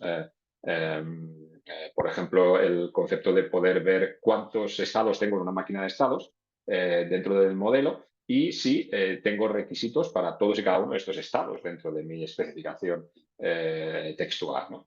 Permite mejorar la precisión de motores de búsqueda semánticos, permite encontrar requisitos similares, incluso en tiempo real, encontrar requisitos duplicados, facilita la identificación de trazas, etcétera, etcétera. Es decir, que fijaos que las ventajas de disponer de diccionarios de datos del proyecto son prácticamente las mismas que las de los proyectos. ¿Por qué? Pues porque realmente están enlazados, ¿no? Como os comentaba antes, la idea es que si me quedo en la definición de proyecto, me quedo a alto nivel, como por ejemplo se quedaba IAS, en cierta medida está muy bien saber cuál es una estructura deseable para un requisito, pero nos falta un poquito más de ayuda en cuanto a bajar a esos siguientes niveles. Pero si quiero bajar a estos siguientes niveles, necesito en cualquier momento, necesito para esa escritura un diccionario de datos asociado, vinculado, ligado en tiempo real a mi herramienta con la que estoy gestionando los requisitos. Por eso es importante que las herramientas que ayudan con todos estos conceptos de procesamiento de lenguaje natural estén conectadas como add-ins a vuestras herramientas que utilizáis para la gestión de requisitos, ¿vale? Y bueno, como ejemplos de diccionarios de datos, pues lo que se os ocurra, ¿no? Desde información que tengáis en una ontología, por ejemplo, un clúster que me clasifica que todos estos nombres que veis aquí en azul pertenecen al clúster agente o pertenecen al clúster sistema o lo que sea, como un modelo, ¿por qué no? Para mí un modelo es un diccionario de datos que se desarrolla en cierta medida en paralelo. ¿Sabéis? Este modelo, esta forma de escribir requisitos y modelos que algunos llaman modelo zigzag, otros llaman modelo sándwich, pero lógicamente pues yo iré trabajando diferentes capas de requisitos en función de la descomposición de arquitectura que yo voy haciendo capa por capa, ¿de acuerdo? Entonces, en función de esto, pues yo podría estar trabajando máquinas de estados en mi herramienta de modelado, a la vez que escribo requisitos de cómo tiene que reaccionar mi sistema en cada uno de estos diferentes estados, ¿no? Entonces, para mí, la máquina de estados en una herramienta model-based puede ser un diccionario de datos también, ¿no? O incluso un Excel, como veis aquí, lo he hecho a propósito, ¿no? Un Excel, oye, pues tengo un diccionario en un Excel, pues vale, pues perfecto también, ¿no? O sea, tengo un listado de señales aquí en un Excel. Si intentamos rizar más el rizo, pues bueno, os he puesto aquí el caso de un cliente bueno, con el que desarrollamos una cosita hace unos cuantos años relacionada con conectarse a un tipo de ficheros concretos que se llaman ficheros DBC, que no recuerdo muy bien cuál es el acrónimo, pero básicamente lo que nos enuncia son las señales que se intercambian por un bus CAN en un coche. Bueno, un coche y otros vehículos también creo que utilizan el bus denominado CAN, ¿no? CAN. Entonces, bueno, pues este formato súper extraño que veis aquí, no es un XML ni es muchísimo menos, ¿no? Es este formato tan extraño que veis. Bueno, pues cada fabricante de coche tiene su propio estructura o esquema DBC, ¿vale? Entonces, lo ideal es que si yo tengo un fichero enorme, son enormes, como este, donde coloco el nombre de mis mensajes, que sería en este caso este que veis aquí, EEC1, el nombre de mis señales como engine speed, bueno, digo cómo se codifica, si little endian, big endian, lo que sea, cuántos bits, etcétera, etcétera. Digo cuál es el valor mínimo, 0 en este caso, cuál es el valor máximo, este que veis aquí, en qué unidades debo expresar estos valores de esta señal, quiénes potencialmente, qué elementos deberían escuchar, porque en un CAN bus la información se mete en el bus y cualquiera puede escuchar, pero ¿cuáles de mis componentes deberían escucharle? ¿Cuáles de mis componentes pueden enviar este mensaje? Todo esto se codifica en este tipo de ficheros, ¿vale? Si a la hora de escribir requisitos yo soy capaz de apoyar con patrones indicando, pues bueno, pues un patrón tan sencillo como esto, ¿no? El componente X deberá enviar o deberá recibir la señal Y. Si soy capaz de escribir un patrón tan sencillo como este, en cierta medida voy a ser capaz de, uno, apoyar a la persona que escribe, indicándole cuáles son los nombres de los componentes que ya hemos dado de alta en el sistema, en este fichero, como emisores o bien como receptores. Dos, los nombres de las señales, también se los podremos incluir ahí para que no tengamos que andar pensando si se llama engine speed o engine velocity o lo que sea, ya tengo aquí los nombres de mis señales. Y por supuesto puedo ser infinitamente más semántico, que es otro ejemplo, ¿no? Cuando el componente recibe la señal X, y puedo ser infinitamente más semántico aportando, por ejemplo, como digo, ayuda a la autoría. La persona que escribe le puedo ir mostrando este patrón junto con el diccionario de datos. Es decir, cuando llega a la hora de escribir, imaginaos que ha elegido este patrón de aquí abajo, cuando el componente, pues las herramientas de gestión de requisitos os pueden mostrar cuáles son los nombres de los componentes que hay en tiempo real en los ficheros, en los diccionarios de referencia, en este caso en este fichero DBC, ¿no? Y cuando digo cuando recibe la señal X, pues también os puedo mostrar, se os pueden mostrar todas las señales que están dadas de alta en este archivo. Se puede garantizar consistencia, es decir, imaginaos que yo digo cuando el componente X recibe la señal Y y luego en la práctica no tengo declarado que este componente X pueda recibir la señal Y, pues imaginaos una herramienta que en tiempo real os pueda indicar que este requisito es inexacto comparándolo con el fichero de referencia, con el diccionario de referencia, ¿no? Completitud, qué señales no se han no se han mencionado para nada ninguno de mis requisitos, ¿no? Y con todo esto, pues apoyar, como os decía antes, con búsqueda semántica, encontrar duplicados, sugerencia de trazas, etcétera, etcétera. Estos son todos los beneficios que os comentaba de un diccionario. No tenemos mucho más tiempo para hablar de diccionarios de datos, pero sí que os digo que mañana The Reuse Company va a presentar un webinar sobre este concepto. Será mañana en sesión de tarde y pasado mañana, jueves, en sesión diurna. Bueno, aquí os dejo un enlace. Los que podáis verla o tener copia de la presentación hoy mismo, pues os podréis inscribir. Los que no, bueno, pues cuando la tengáis, sabréis que clicando aquí podréis tener acceso a la grabación de este webinar, ¿vale? Bien, bueno, vamos llegando al final. Cuarto de los grandes cambios, pues la matriz de aplicabilidad, ¿vale? Entonces, os comentaba anteriormente, dadme medio segundo para beber un poquito de agua. Os comentaba anteriormente esa distinción entre necesidades y requisitos, ¿no? A nivel guía, pues se os muestra quizá con un diagrama como este, ¿no? Donde tenéis los estamentos de las necesidades por un lado, con todas sus relaciones, y los estamentos relacionados con los requisitos aquí abajo, ¿vale? Lo importante es que tanto, fijaos según este esquema, tanto los requisitos tienen que cumplir características a nivel individual y también a nivel conjunto, a nivel colectivo, características y reglas. Las reglas, recordad que apuntan a las características, ¿vale? Pero tanto aparece esto aquí a nivel requisitos como a nivel reglas. Es decir, podemos estar hablando de reglas que aplican a requisitos y reglas que aplican a necesidades, ¿no? Hasta la versión anterior, bueno, y aquí tenéis cómo os lo indica, o sea, cada una de las reglas que veis, casi todas las reglas o todas comienzan así, ¿no? Comienzan con necesidades o sea, los estamentos de las necesidades y los estamentos de los requisitos deberán, bla, bla, bla, bla, ya lo que diga cada una de vuestras reglas, ¿no? Por lo tanto, como digo, aparentemente quien lea este concepto pensará que todas las reglas aplican a necesidades de la misma manera que aplican a requisitos. Y la idea que os proponemos nosotros es que, igual que os comentaba antes, esa matriz n-dimensional, tridimensional que os mostraba, en la que se os muestra que no deberíamos aplicar las mismas reglas a requisitos, a una especificación técnica muy detallada que a requisitos de muy alto nivel o necesidades de alto nivel, pues derivado de ahí, pues podemos pensar en que necesitamos quizá lo que en esta versión de la guía hemos llamado una matriz de aplicabilidad, ¿no? Es decir, es simplemente una matriz que nos diga que quizá no todas las reglas que aplican a requisitos, pues aplican también a las necesidades, ¿no? Por tener un mayor nivel de abstracción y por estar escritas, no os digo de manera más libre o más descuidada, pero sí que no nos restrinjan tanto esta manera de escritura cuando escribimos requisitos de alto nivel, ¿no? Entonces, esta matriz de aplicabilidad se ha implementado con 3 niveles asociados a cada una de las reglas, donde por cada una de las reglas se indicará si con estos 3 codiguitos estaremos indicando si son reglas obligatorias para necesidades y para requisitos, compulsory for needs and compulsory for requirements, si son recommended for needs and compulsory for requirements, ¿vale? Y por supuesto estas vendrán con un comentario del por qué no son totalmente compulsory para las needs, o simplemente será compulsory for requirements, es decir, son totalmente opcionales, ni siquiera deseables, sino totalmente opcionales para las necesidades, ¿vale? Entonces, cada una de las reglas que veáis se habrá clasificado en estos 3 niveles.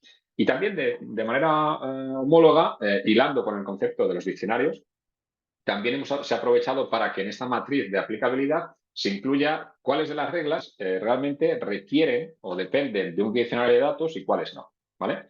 Pues bueno, pues aquí tenéis un ejemplo concreto, ¿no? Donde se muestran dos reglas, se muestra cuál es el nivel de aplicabilidad. La primera es compulsory, obligatoria para necesidades y obligatoria para requisitos.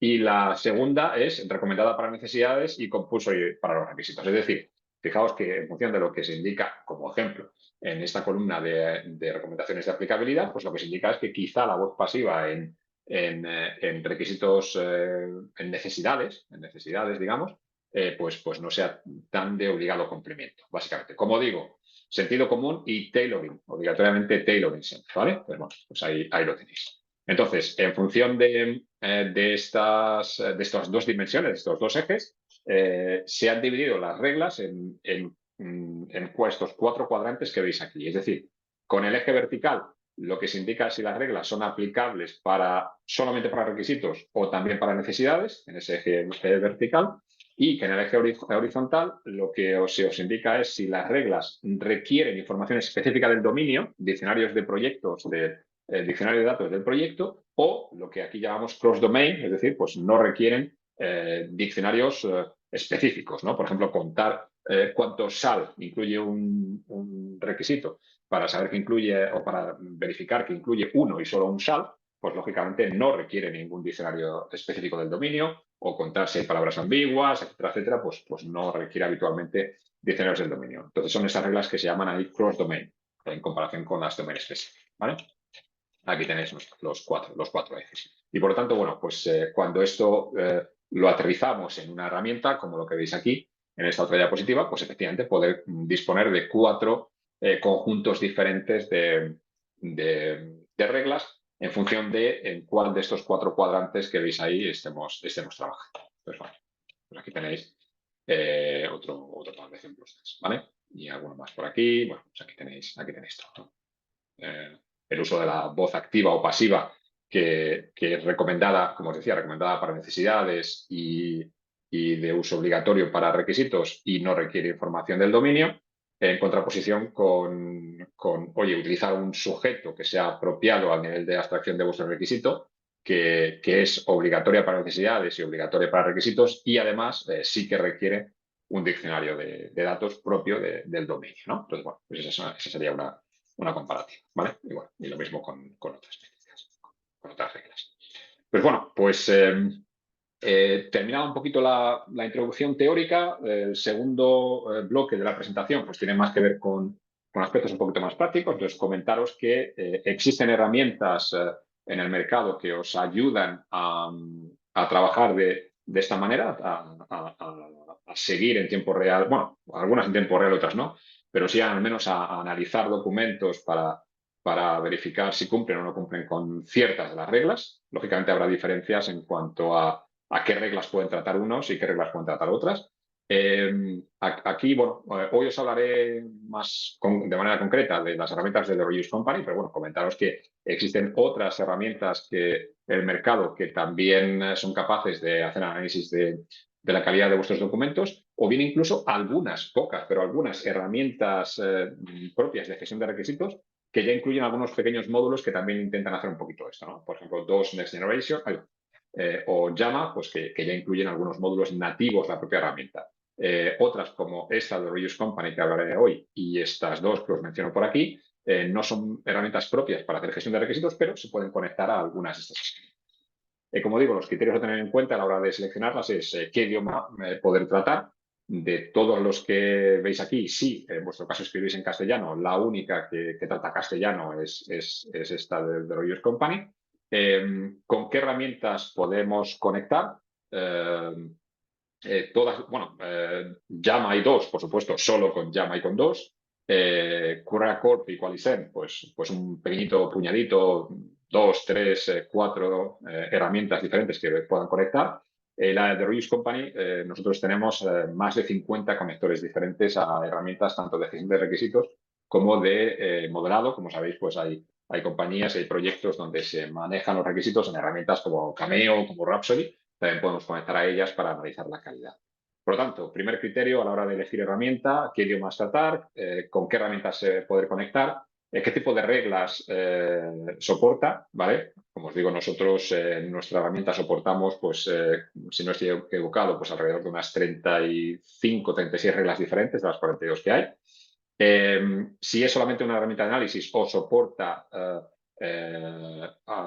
digamos, tiempo real, ayudando con patrones, ayudando con esos diccionarios de datos, etcétera, etcétera, donde que yo sepa, pues prácticamente la única de todas estas que lo hace es la herramienta de The Reuse Company, ¿vale? Por lo tanto, pues os voy a hablar de ella, sus 8 idiomas. Actualmente se está desarrollando también en noruego, o sea, en noruego estará, pues entendemos que antes de fin de año en noruego también estará en escena, por lo tanto ya serán 9 idiomas soportados en la herramienta. los conectores que os comentaba en esta versión de la herramienta, pues que son más de 50 diferentes conectores, tanto a herramientas de requisitos como a herramientas de modelación, ¿vale? Continuamos. Bueno, esto es lo que os comentaba del número de reglas que se han mapeado.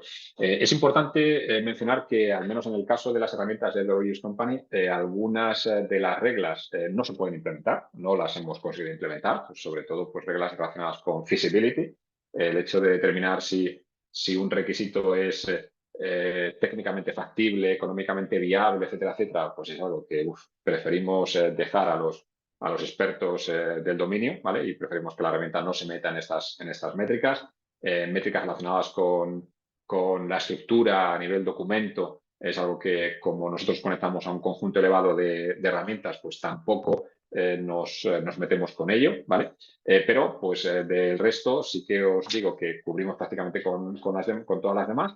Y además, de una manera un poquito curiosa, y es que algunas de las reglas de la guía INCOSE las implementamos con una métrica, lo que nosotros en la herramienta llamamos métrica, mientras que algunas otras reglas se pueden implementar con dos o con varias métricas, pues por ejemplo para hacer un análisis desde varios puntos de vista o para hacer un análisis progresivo en el que quizá pues en una fase más, digamos, con menos madurez, pues implementamos esa métrica pero sin ser excesivamente exhaustivos, y cuando nuestros clientes utilizando la herramienta ya son más maduros, pues se puede saltar a otras maneras un poquito más exhaustivas de análisis, ¿vale? Por lo tanto, el mapeo entre reglas en la guía INCOSE y lo que nosotros llamamos métricas en la herramienta no es 1 a 1, sino que es, digamos, 1 a n. Bueno, algunas métricas, como os decía, algunas reglas no se cubren y las que se cubren, pues es 1 a n, ¿vale? Todo esto ya está disponible, digamos, en lo que nosotros llamamos librerías. Es decir, cuando alguien se baja nuestras herramientas de manera, digamos, out of the box, no está cubierta, por ejemplo, la guía INCOSE, ¿vale? No está cubierta out of the box, pero pues simplemente bajándose diferentes librerías podéis, por ejemplo, seguir las reglas y los patrones que aparecen en la guía INCOSE, o seguir los patrones de IAS, o seguir las reglas que tenéis, por ejemplo, promocionadas por la en el FSS de la ESA, los estándares de la ESA, o lo que es el apéndice, si no estoy equivocado, es el apéndice 3 de la NASA Systems Engineering Handbook. También nos da un catálogo de reglas a seguir que han sido mapeadas en métricas de la herramienta. Babok también tiene, bueno, es muy conciso, pero también habla de calidad. De reglas de calidad. Y esto que os comentaba de los master patterns de Sofis, también hemos conseguido implementar esos patrones en librerías. Por lo tanto, todas estas librerías estarán disponibles para cualquier persona que quiera seguirlas, ¿vale? Bueno, esta es la herramienta, o estas son diferentes herramientas que nosotros tenemos en el mercado para poder hacer el análisis de la calidad de los requisitos. Esta es una que se llama RQA, Quality Studio, que permite conectar, como digo, pues a un conjunto bastante elevado de herramientas de gestión de requisitos, permitiendo análisis de los mismos. Cuando hacéis el análisis, pues fijaos que aquí tenéis afortunadamente mucho con 3 estrellas, pero tenéis algunos requisitos con 2 o con 1 estrella. Rápidamente yo puedo dejar el ratón encima de mi requisito y me va a decir cuáles son las características que ha encontrado, así como soporte a lo que es la herramienta de autoría para tenerlo en tiempo real, ¿no? Donde ya en tiempo real para un determinado requisito la herramienta ya con este borde rojo que veis aquí ya me está indicando que la calidad no es la esperada, y con un clic en cada una de las métricas la herramienta me va a remarcar cuál es el elemento que ha encontrado y me va a dar, en algunos de los casos, me va a dar una pista sobre qué es lo que está ocurriendo. Should, pues oye, si en mi proyecto yo no quiero usar should y siempre quiero escribir con shall, pues ahí lo tendré, ¿no?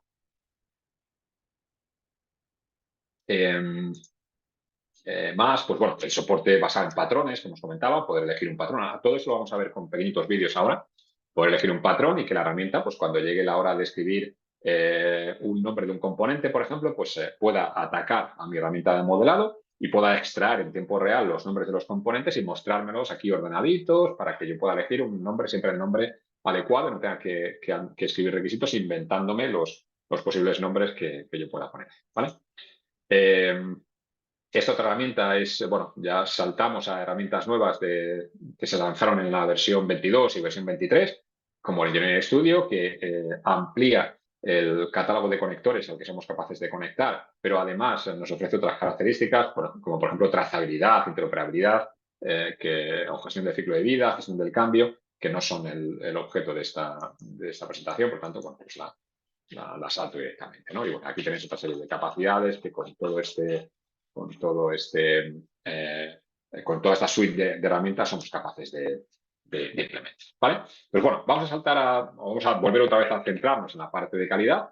Os he preparado para la media hora que nos resta, os he preparado unos 5 vídeos diferentes en los cuales vamos a empezar a hacer uso o vamos a mostrar estas nuevas reglas y vamos a mostrar los diccionarios de datos, ¿no? Pues bueno, pues comenzamos con el primero. A ver si quiere cargar. El sistema un poquito perezoso. Aquí le tenéis, ¿vale? Confirmadme, por favor, que podéis ver el vídeo. Sí, se ve. Vale, perfecto. Sí, se ve perfecto. Vale, pues aquí lo que tenéis es la herramienta conectada, en este caso, a un Excel, ¿vale? Hemos recuperado requisitos de Excel y a través de la herramienta yo puedo generar nuevos requisitos. Fijaos que cuando escribo un nuevo requisito, la herramienta va a ser capaz de decirme, por ejemplo, qué nombres de conceptos no están dados de alta en el diccionario de datos, ¿no? Si yo estoy utilizando, bueno, aparte de otras reglas como la voz pasiva y algunas otras, ¿no? Pero bueno, fijaos, todo esto es análisis en tiempo real, palabras ambiguas, etcétera, etcétera, ¿vale? O sea, bueno, es un uso, digamos, más o menos básico de la herramienta simplemente para marcarme algunas características, algunas reglas que estoy incumpliendo. Y cuando llega la hora de un nombre de un concepto como Manage System, lo que necesito es determinar si este concepto, sistema de gestión, ya está dado de alta en el diccionario. Pincho por ahí y veo que sí, que efectivamente tiene su definición, tiene sus sinónimos, puede tener sus traducciones, etcétera, etcétera. Y si por el contrario, quizá, pues bueno, este también, aquí con sus notas de alcance y demás, ¿vale? Si escribo un requisito que por algún motivo, pues no escribo un concepto que no está dado de alta en el sistema, la herramienta me lo va a destacar y me va a permitir sugerirlo como contenido de mi diccionario de datos, ¿vale? Todo esto, digamos, en tiempo real. A la hora de escribir, la herramienta en tiempo real es capaz de determinar todo esto. Conceptos que están dados de alta en el diccionario, conceptos que no, y permitir el desarrollo, digamos, como os comentaba antes, el desarrollo colaborativo del mismo. Es decir, es capaz de decirme que el sujeto de este requisito, TWA, no está en el diccionario, ¿vale?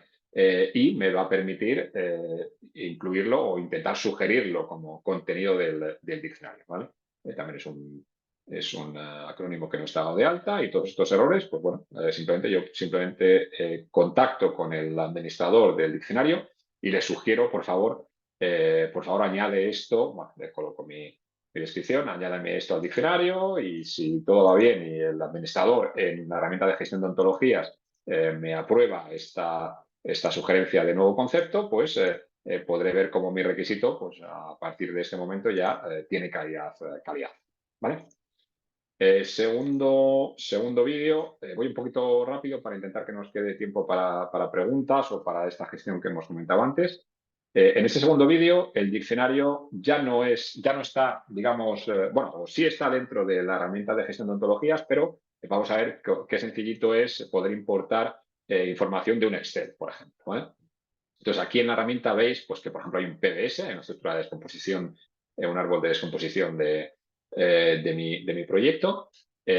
Incluso podemos representar en este gestor de ontologías, podemos representar información como, por ejemplo, la alocación de funciones, ¿no? ¿Qué funciones se alocan en cada uno de mis componentes, ¿no? Entonces, mezclamos componentes y funciones en esta vista de alocación, donde por el momento, solamente hay 2 componentes y 3 funciones por el momento, ¿vale? Pero vais a ver aquí que, bueno, este Excel tampoco es que sea excesivamente exceso, ¿no? Pero bueno, ya tenéis aquí alguna información más que simplemente pues voy a intentar alimentar la ontología con la información de este Excel, ¿vale? Pues voy a intentar pasar ahí la información. Entonces, la herramienta me permite importar, selecciono dónde está mi Excel Le doy un poquito de información sobre qué es lo que me encuentro en el Excel. O sea, tendré que indicarle que lo que aparece en la primera columna es un componente, lo que aparece en la segunda columna es una función, y lo que voy a solicitarle es que me cree una relación de tipo alocación funcional entre el componente y la función. Por lo tanto, pues bueno, simplemente voy ahí, le digo que la columna que se llama component en el Excel se asocia al clúster, a la clase componente en la ontología. La columna B, la columna que se llama function, pues lógicamente al cluster function en la ontología, y además que quiere una relación entre ambos de un tipo concreto que es justo este tipo que se está mostrando aquí, ¿vale? Function allocation. Entonces le marco function allocation, la columna C, la columna 2, que llama ahí columna 2, no la quiero para nada, la saco, le doy a OK y vamos, en nada de tiempo, pues aquí tengo toda la información popular, ¿vale? Un pequeñito informe. Y bueno, de tener solamente 2 componentes, pues bueno, ya os digo, no es que os quiera mostrar aquí mucho, pero bueno, ya tenemos ahí 4 componentes con todas sus funciones, ¿no? ¿Qué es lo que puedo hacer yo ahora con esta información? Si avanzamos un poquito, pues bueno, tengo unos patrones diseñados en la ontología, pues en este caso es un patrón súper básico, ¿no? Un sistema deberá ejecutar una función, ¿vale? De las que tengo. Así de sencillo es mi patrón. Pues este patrón lo puedo poner a disposición de los autores que escriben requisitos en cualquier herramienta. Entonces, en este vídeo lo voy a hacer dentro del propio SES, pero conectándome no recuerdo a qué herramienta, a 2 creo, ¿vale? Voy a abrir, creo, un documento 2, pero bueno, ahora lo vamos a ver. Pues me conecto a la ontología, al repositorio, y ahora desde aquí voy a seleccionar un determinado documento, en este caso un documento 2. Vamos a verificar, primero de todo, que este documento 2, una vez que yo me establezco la conexión, vamos a comprobar qué catálogo de patrones tiene dados de alta, ¿vale? Entonces ahora, en un momentito, la herramienta va a conectarse al repositorio y me va a decir que cuando pinche en el documento concreto, me va a decir qué patrones, ¿vale? Pues entre todos los patrones que yo, le he marcado 19 grupos de patrones, ¿vale? Y entre ellos está lo que llamamos System Functionality, que es el grupo al que pertenece el patrón que me he creado. Entonces aquí ahora me cambio y paso a 2, y lo que os voy a mostrar ahora es que dentro de 2 nosotros podemos pasar a la vista de calidad. Aquí está toda la información que la herramienta anterior, RQA, ha sido capaz de almacenar, y además, si abro la herramienta de autoría, lo interesante de esto es que en tiempo real yo soy capaz, bueno, primero de elegir cuál es el patrón que quiero utilizar, que es el que os he mostrado antes, y a la hora de empezar a escribir, toda la información relacionada con los elementos del PBS que os comentaba antes, pues el Control System, por ejemplo, y toda la información relacionada con las funciones, la tengo al alcance de mi mano. No tengo que inventarme los nombres, ¿no? De Control System shall, y aquí pues tengo todas mis funciones, ¿vale? Hasta 40 funciones, aunque no estén alocadas, pero aparecen mis 40 funciones, y yo puedo escribir mi función. Sin necesidad de inventar. Pero cuidado, fijaos una cosa curiosa. Aquí yo he dicho que el control system deberá reducir la temperatura, ¿vale? Y fijaos cómo en tiempo real la herramienta es capaz de decirme que este par, digamos, no es uno de los pares que estaban dados de alta en el Excel, ¿vale? Por lo tanto, este requisito está, aunque estructuralmente está bien formado, por eso este primer frame aquí que veis verde, pero desde el punto de vista de consistencia no es consistente con el diccionario de datos, ¿vale? O sea, la estructura está OK, ¿vale? Genial, pero no es consistente con la estructura de datos, por eso me lo está avisando aquí, ¿vale? Si yo, pues ahora me voy a ver cuál es mi modelo y veo quién es el componente que puede hacer esta reducción de temperatura, veo que es la placa Peltier. Pues yo, una vez que veo esta información, ojo, también la podría haber visto desde la información de aquí dentro del 2, sin necesidad de saltar a la herramienta de gestión de ontologías, ¿vale? Desde dentro del 2 también puedo ver las relaciones que tiene la función de reducción de temperatura. Entonces yo ahora escribo, igual que antes, pero ahora ya sí que digo placa Peltier, y lo que veo es que la estructura está OK, pero el nivel de consistencia también está OK, por lo tanto, bueno, pues ahora ya sí que me doy por satisfecho y requisito bien escrito. Siguiente vídeo, a ver si carga, ahí va. En el siguiente vídeo, os voy a enseñar algo muy parecido en este siguiente vídeo, pero la diferencia aquí es que la información ya no viene de un Excel, sino que viene de Cameo. Y esa es la primera diferencia. Y la segunda diferencia es que la información no se ha importado en la base de conocimiento, sino que la información se conecta en tiempo real. O sea, le decimos a la ontología que en tiempo real, que es esto que veis aquí, que llamamos Knowledge Interface, Con esto, la diferencia, como os digo, entre importar y conectar con un Knowledge Interface es eso, es el tiempo real, ¿vale? No importo, sino que en cualquier momento que mis usuarios arranquen sus herramientas de gestión de requisitos, la herramienta va a ver cuál es el contenido en este momento concreto, cuál es el contenido de mi modelo y lo fusionará con el contenido de la ontología, conformando con ello el diccionario de datos, ¿no? Bien, entonces aquí tengo la misma herramienta que habéis visto antes, con mis requisitos.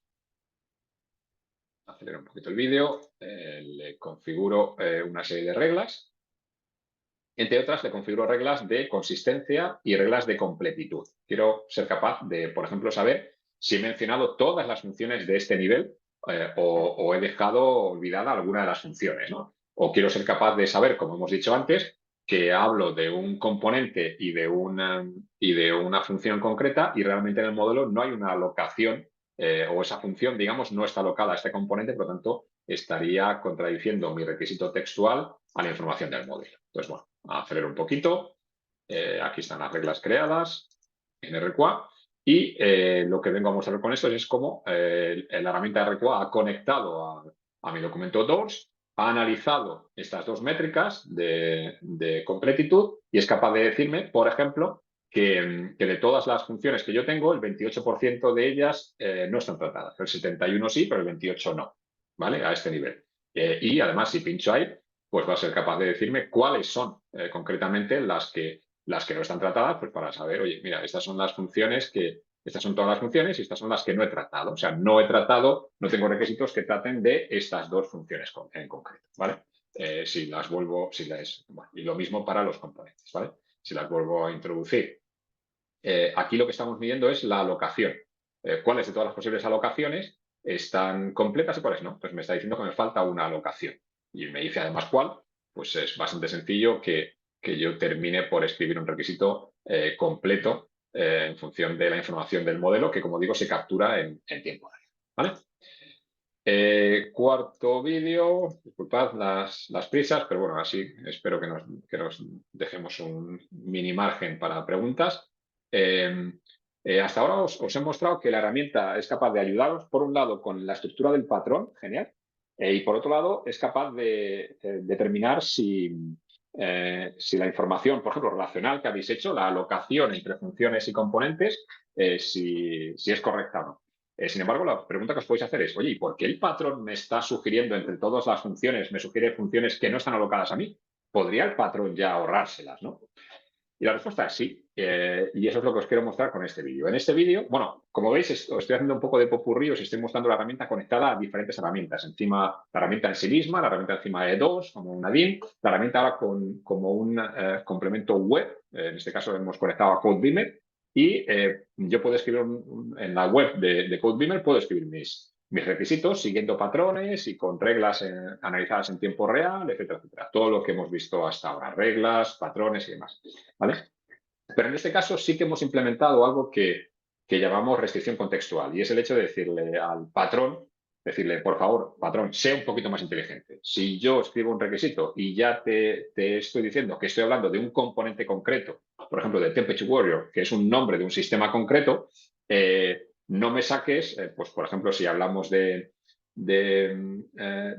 transiciones de estados, por ejemplo, pues no me saques todos los posibles estados que haya en todas las máquinas de estados de mi modelo. Sácame solo los estados de este componente de Temperature Warrior y además solo los que reciban una posible transición desde este modo, desde el modo combate, ¿vale? Entonces, la idea ahora es mostraros que cuando yo indique que el Temperature Warrior deberá transitar a otro estado, los posibles estados que os voy a mostrar, en la lista de estados que os voy a mostrar es infinitamente más pequeño que los estados originales. Bueno, pero en este caso lo que os estoy mostrando, disculpadme, no son estados, sino que son funciones. O sea, en ese caso os estaba mostrando no todo el catálogo de funciones, sino solamente las funciones del componente que había nombrado, ¿vale? Es decir, hay un nivel de más avanzado, el patrón, digamos, de manera más inteligente, es capaz de saber que si estoy nombrando un componente, no me puede sacar todas las funciones, sino solamente las funciones de ese componente. Entonces, estáis viendo en este vídeo que la función que me saca aquí, pues difiere en función de si estoy utilizando el heating system, entonces me pedirá o me da la función que está alocada a este heating system, que es la de incrementar, mientras que en el caso anterior me estaba dando las funciones que estaban conectadas al otro componente anterior que estaba detenido, ¿vale? Y todo es en tiempo real, es decir, estamos conectando CodeBeamer al que estoy haciendo a través de web, estoy escribiendo requisitos encima de él con un patrón y además estamos, por un lado, chequeando las reglas en tiempo real y por otro lado estamos conformando, o el patrón está conformándose con el diccionario de datos también en tiempo real, ¿vale? Y ya el último vídeo es un vídeo en el cual a ver, pero no, algún problemilla. Creo que tiene un formato diferente. No. Le abro desde la carpeta, casi mejor. Vale, es que tiene un formato diferente ahora. Okay. Vale, entonces, a ver si lo consigo. Consigo maximizar.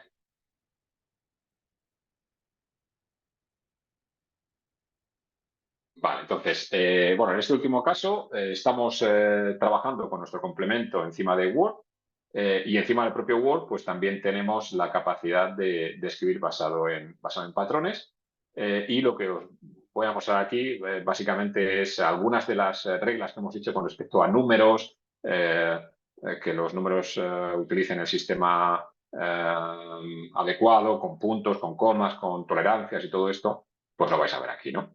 Entonces hablamos siempre de un sistema que es el temperature seguro, deberá tener un voltaje máximo de pantalla pues ahora la herramienta me sugiere que meta un número. Si dejo el número a secas, la primera queja que me da la herramienta es que me está diciendo, oye, por favor, te falta unidad de medida. Si pongo una unidad de medida, pues en este caso estamos hablando del máximo, pues la herramienta se lo tragaba. Si le quito la palabra máximo, de repente pues ya la herramienta me está diciendo que estoy buscando un valor exacto, por lo tanto esto no es medible, lo que os comentaba antes, 300 voltios no es medible. Si le meto tolerancia, entonces sí, entonces la herramienta está esperando que le meta tolerancia.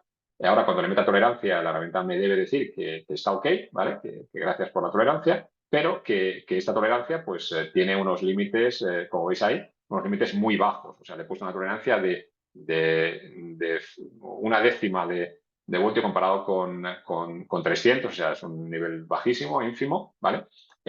Si le pongo un valor decimal, pero no le pongo el 0 por delante, recordad, pues la herramienta también se me queja. O sea, todas estas métricas que os he comentado anteriormente las tenemos implementadas. Si le pongo 10,5 y la herramienta quizás está esperando que los puntos decimales estén dados con punto decimal y no con coma, pues la herramienta también se me va a quejar. Todo esto, como digo, pues depende de la configuración que le hayáis dado, ¿no? Entonces, todo esto, como veis, es en absoluto tiempo real encima de vuestras herramientas, las que digáis, ¿no?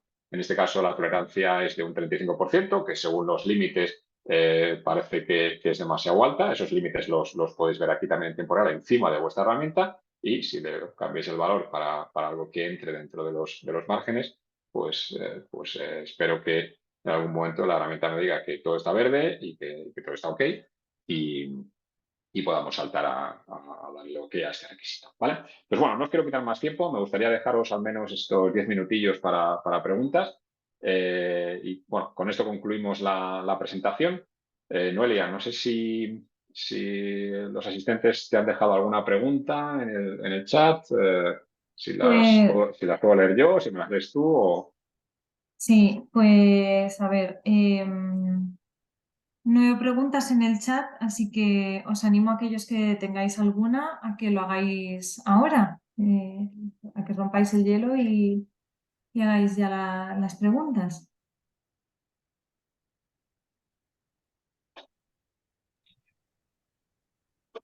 No sé si Ángel, José, tenéis alguna pregunta. No, muchas gracias. Yo no tengo ninguna pregunta adicional. Simplemente dar a José las gracias por el workshop de hoy y nada adicional al respecto.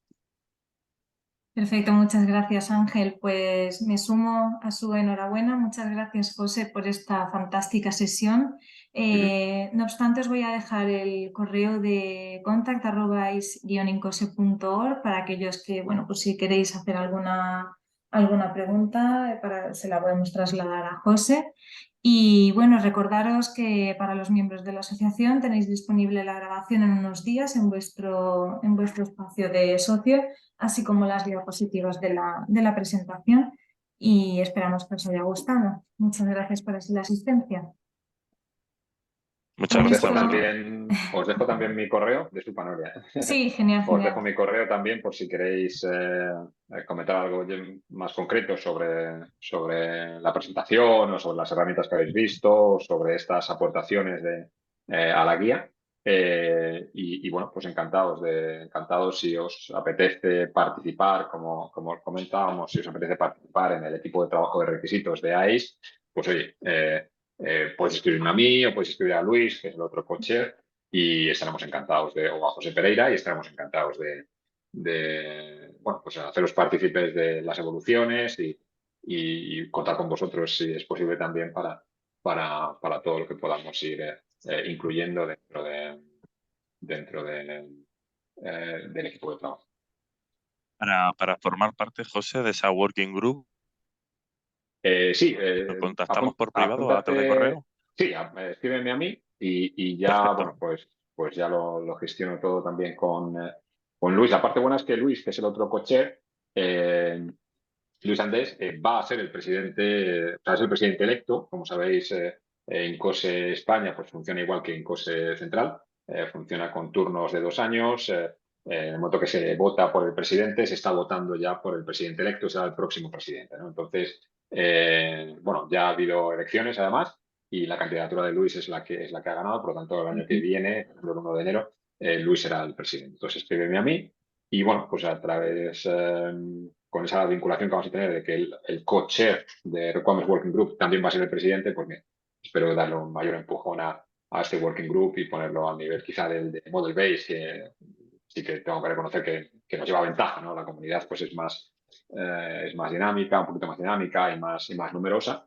Pues bueno, pues a ver si con el impulso también de Luis como presidente y como co-chair del working Group de requisitos, pues le damos el empujón. Entonces escríbeme y ya lo tratamos con Luis.